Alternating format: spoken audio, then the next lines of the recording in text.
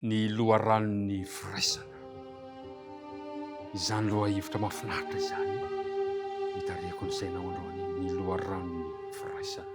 Manasanao manaraka izany hatramin'ny farany.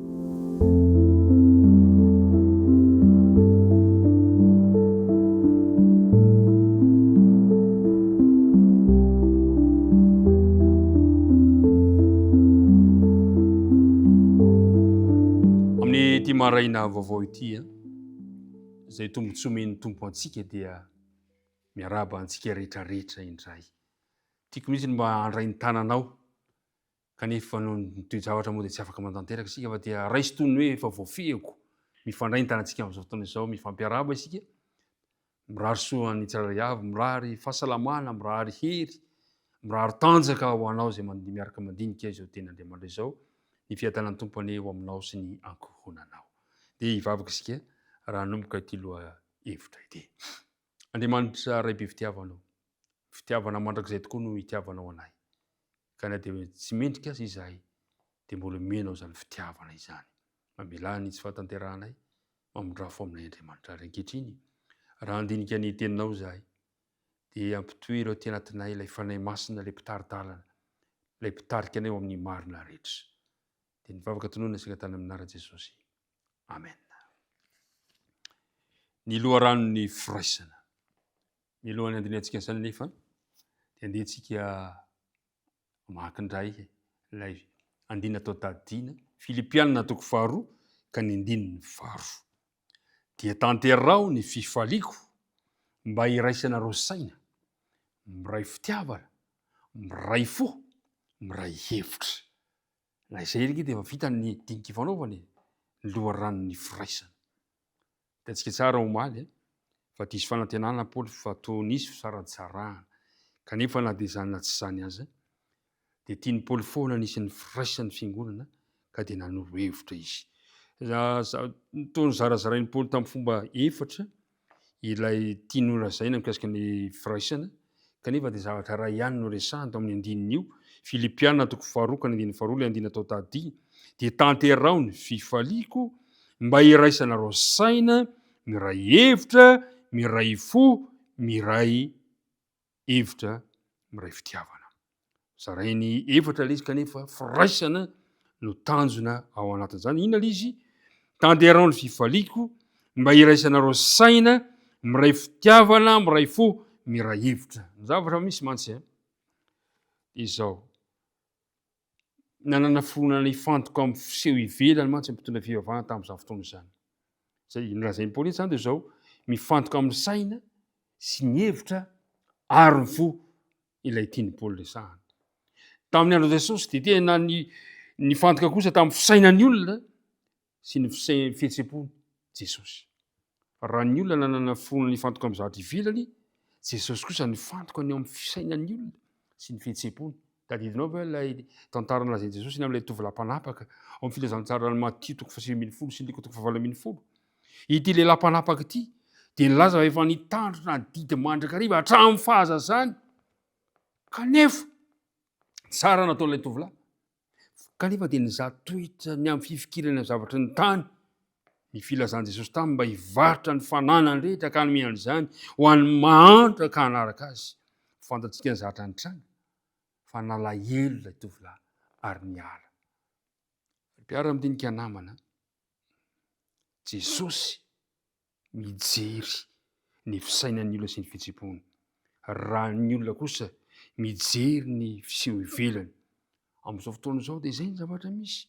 Tadio anefa fa Jesosy milaza fa avy amin'ny fo ny ivoahan'ny sainy ratsy rehetra.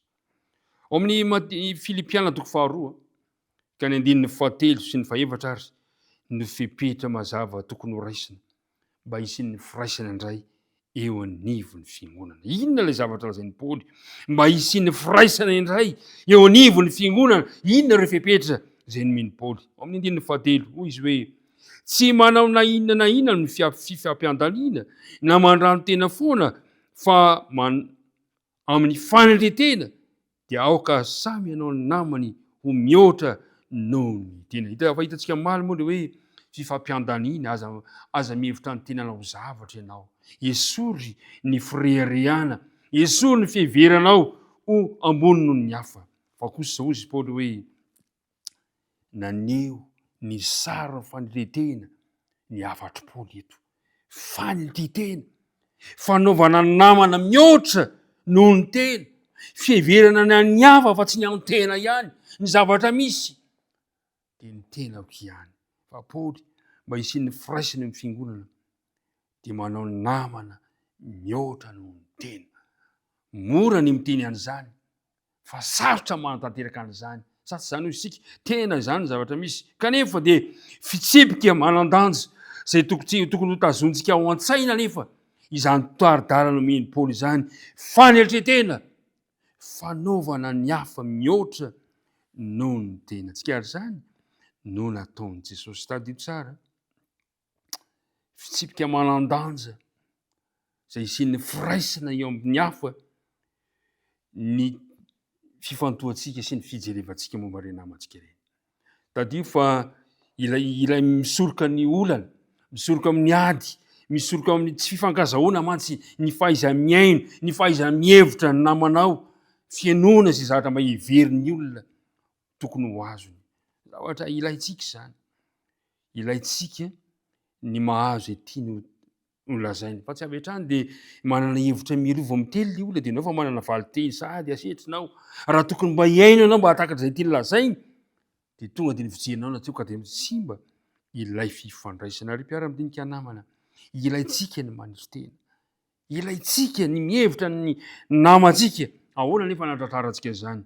Dia izao amin'ny Filipiana 2:1 tapa-faharoa hoe firaisana amin'ny fanahy. Mila ny tari-dalan'ny fanahy masina isan'andro isan'andro sika, satria ny fanahy masina no mitondra antsika ho amin'ny firaisam-po, mitarika antsika mandrakariva, ampitony ny fisamboaravoara, ampitony ny fifampiantaniana, ampitony ny mety olana sy fifandirana eo anivon'ny fiangonana. Mila ny fanahy masina isan'andro isan'andro sika mba hanafoana ny izaontsika, satria mantsy ny fahafatesana izao ihany no mahatonga antsika anana fanitentena. Hoy ilay tononkirany mpanoratra anankiray manao hoe, hoy ny ventsiventsipony, ampangino ny izaoko, ampangino iainoko ny feonao, fa manelingelina ny idirana ao atam-poko. Ampangino tanteraka tompo, ampangino ny izaoko. Ny loharan'ny firaisana izany dia izao, ny fanitretena, mampangina ny izao anao. Indraindray mantsy sarotra izy io, indraindray tsy tiako mihitsy manafoana ny izaoko, fa nahoana tsy rariny. Fa zany kosa nefa ny loharan'ny firaisana, mampangina, mamono ny izaoko. Ny fanitretena zany. Ary ny faharoa, fanaovana ny namana ho mihoatra noho ny tena.